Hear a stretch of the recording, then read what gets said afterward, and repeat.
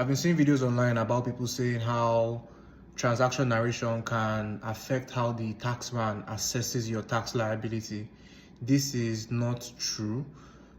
Nobody's looking at your transaction narration when they are assessing your taxes. They are looking at your income and your expenses. And a key thing to note about this new tax thing is you're going to assess yourself. They're not going to come and assess you unless there is a problem.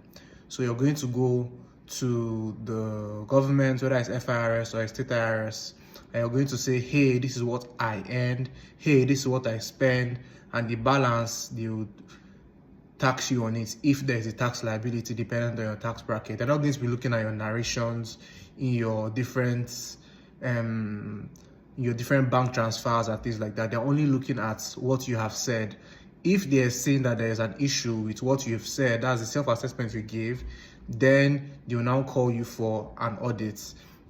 An audit is essentially where they're going to say, okay, bring the proof that you spent this, bring the proof that you only earned this amount, bring the proof that this was not this. Now, that's where maybe a narration can sort of help you if you can prove it. But if you're writing gift,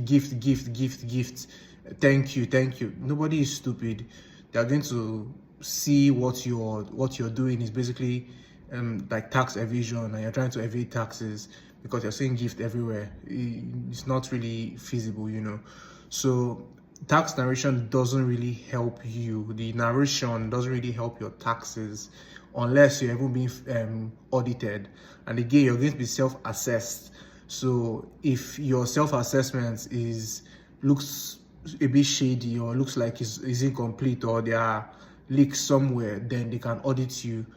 If not, they wouldn't be auditing you and your narrations wouldn't even matter. And most likely the government is going to be chasing people that are probably they can collect tens of millions or at least millions in taxes from. Not if you're like owing 50,000 naira here and there.